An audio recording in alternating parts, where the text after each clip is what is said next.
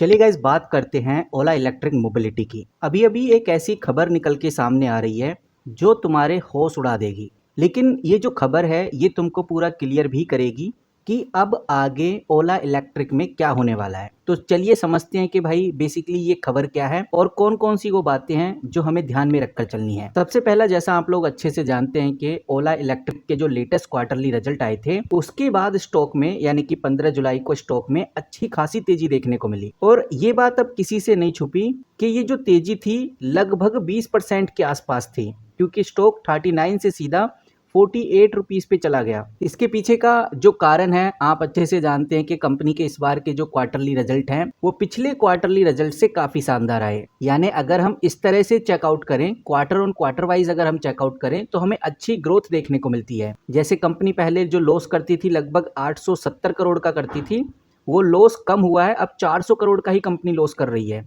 और रेवेन्यू में भी हमें बढ़ोतरी देखने को मिल रही है। 611 करोड़ से रेवेन्यू 828 करोड़ पे आ गया है। यहाँ पर इन्वेस्टर को ये भी पसंद आया कि कंपनी ने अपने जैन 3 स्कूटर के साथ ग्रोस मार्जिन भी इम्प्रूव किया है। और इसी रीजन की वजह से जब कंपनी के लेटेस्ट क्वार्टरली रिजल्ट आए तो कंपनी के स्टॉक प्राइस में हमें 20% की तेजी देखने को मिली। लेकिन उसके बाद जैसे कि आज है 16 जुलाई, आप देख सकते हैं 4.47% का डाउनफॉल अभी तक हो चुका है। और 15 जुलाई से ही स्टॉक हमें कंटिन्यूस नीचे गिरता हुआ नजर आ रहा है। और 15 जुलाई से लेकर अभी तक यानी कि 16 जुलाई तक स्टॉक लगभग 13% तक नीचे खिसक चुका है। तो इसके पीछे का जो सबसे बड़ा रीजन और सबसे इंपॉर्टेंट रीजन बताया जा रहा है वो है प्रॉफिट बुकिंग, क्योंकि इन्वेस्टर्स ने अपने प्रॉफिट को बुक करना ही सही समझा। और जैसे ही ज्यादा क्वांटिटी में इन्वेस्टर्स ने प्रॉफिट बुकिंग करना स्टार्ट किया, स्टॉक में हमें सेलिंग प्रेशर देखने को मिला और स्टॉक कंटिन्यूसली नीचे गिरता चला गया। और आज अगर आप ओला इलेक्ट्रिक का स्टॉक देखेंगे तो 42 रुपीज के आसपास ट्रेड कर रहा है। इतना ही नहीं, जब तक ये प्रॉफिट बुकिंग हुई तो इन्वेस्टर्स ने एक चीज और नोटिस करी ओला इलेक्ट्रिक में,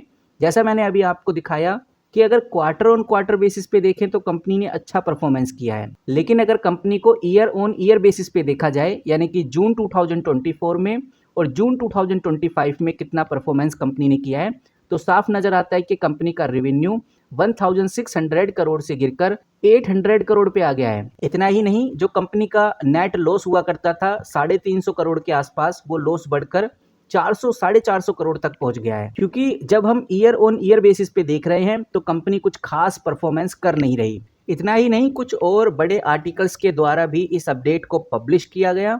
इनफैक्ट ये भी देखने को मिला कि भाई 2024 में कंपनी ने 1,25,000 के आसपास यूनिट को सेल किया था, लेकिन इस बार अगर हम देखें तो 68,000 के आसपास ही कंपनी ने यूनिट सेल की हैं। इसके पीछे का रीजन सबको पता है कि कंपटीशन काफ़ी ज़्यादा बढ़ गया है। Bajaj auto, TVS motor, anther energy भी मार्केट में आ चुके हैं। और कंपटीशन बढ़ने से ओला इलेक्ट्रिक का मार्केट शेयर भी कम हुआ है। जहां पिछले साल कंपनी का मार्केट शेयर 46% के आसपास था, वो आज जून 2025 के डेटा के हिसाब से 19% रह गया है। 20% भी पकड़ के चलें तो भी बहुत कम है। और यही कंपटीशन की वजह से आज ओला इलेक्ट्रिक के इन्वेस्टर्स के ऊपर काफ़ी असर पड़ रहा है, उनका कॉन्फिडेंस भी लूज हो रहा है। तो ये सब कुछ जब मार्केट में निकल के सामने आया तो इन्वेस्टर्स को लगा कि वाकई में company quarter on quarter wise तो अच्छा कर रही है, लेकिन ईयर ऑन ईयर वाइज अभी कंपनी काफ़ी पीछे और कंपनी को अभी और स्पीड दिखानी होगी। ये सब कुछ लोग ऑब्जर्व कर ही रहे थे। उसी के साथ एक और बड़ी खबर हमें देखने को मिल गई और ये बड़ी खबर आप देख सकते हैं मार्केट टुडे के द्वारा पब्लिश की गई है। और यहाँ पर एक बड़े ब्रोकरेज ने अपनी बड़ी राय ओला इलेक्ट्रिक में दी है। कोटक इंस्टीट्यूशनल इक्विटीज ने ओला इलेक्ट्रिक को लेकर सेल की रेटिंग दी है, या हम बोलें कि उन्होंने सेल की रेटिंग बरकरार रखी है। यानी कि उनका मानना है कि ओला इलेक्ट्रिक का स्टॉक अभी भी काफ़ी एक्सपेंसिव है। और कोटक इंस्टीट्यूशनल के द्वारा ही इस बात को काफ़ी डिटेल में समझाया गया कि quarter on quarter wise company अच्छा कर रही है, लेकिन ईयर ऑन ईयर वाइज अभी भी कंपनी में काफ़ी ज़्यादा दिक्कतें हैं। पिछले साल के हिसाब से लेकर अभी तक अगर हम कैलकुलेट करें तो 50% कम सेल हुई है। और इतना ही नहीं, एक और बड़ी बात ओला इलेक्ट्रिक को लेकर यहाँ पर बताई गई है कि इस बार जो हमें सेल इंक्रीज होती हुई नजर आई, यहाँ पर कंपनी ने अपना पुराना ऑर्डर कंप्लीट किया है, यानी कंपनी ने बैकलॉग किया है। क्योंकि यहाँ पर आप देखेंगे तो कोटक इंस्टीट्यूशनल ने बहुत क्लियर ये बात बोली है, जो आप इधर क्लियरली देख सकते हैं, मैंने हाईलाइट कर दिया है। इनका कहना है कि भाई जो ये लेटेस्ट क्वार्टरली रिजल्ट आए हैं इसमें ओला ने जो रजिस्ट्रेशंस कराए थे वो 60,000 यूनिट्स कराए थे, लेकिन जो डिलीवरी यूनिट दिखाए गए हैं वो 68,000 यूनिट दिखाए गए हैं। इसका मतलब कंपनी पुराना पेंडिंग ऑर्डर कंप्लीट कर रही है, जो कि कहीं ना कहीं कंपनी के इस बार के क्वार्टरली रिजल्ट पे सवाल उठाता है। कहने का मतलब ये है कि नो डाउट कंपनी को नुकसान कम हुआ है, लेकिन अभी भी कंपनी लॉस में है। इतना ही नहीं, कोटक इंस्टीट्यूशनल ने एक और बड़ी बात कही है।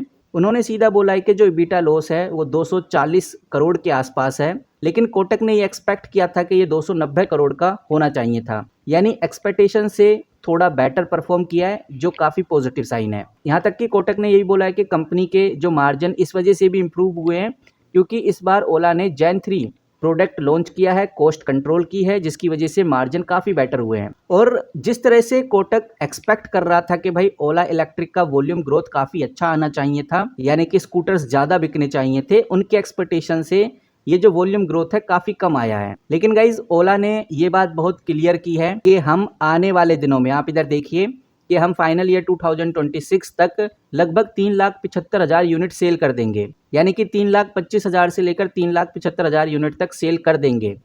लेकिन अब कोटक को ये डाउट हो रहा है कि वो इतनी यूनिट सेल नहीं कर पाएंगे और उनको लग रहा है कि ओला सिर्फ 3,10,000 यूनिट ही सेल कर पाएगा। तो कहीं ना कहीं हम कह सकते हैं कि भाई कोटक के द्वारा ओला इलेक्ट्रिक को लेकर एक छोटा सा विश्लेषण था, जिसमें उनका मानना है कि कंपनी कुछ खास परफॉर्म कर नहीं रही। इनफैक्ट उन्होंने तो यही बताया कि जून 2025 में जो कंपनी की ग्रोथ हुई है, जो कंपनी का रेवेन्यू बढ़ा है, ये बैकलॉग की वजह से बढ़ा है। अब ये कितना सही है कितना नहीं वो तो आगे ही पता चलेगा, लेकिन जो अपडेट थी, जो खबर थी, वो मैंने आपके साथ शेयर की। ये मार्केट टुडे के द्वारा आर्टिकल को पब्लिश किया गया था। ये आर्टिकल 15 जुलाई का, जो आप क्लियरली इधर देख सकते हैं। बाकी आप किस तरह से इस कंपनी को देख रहे हैं कमेंट करके जरूर बताइए।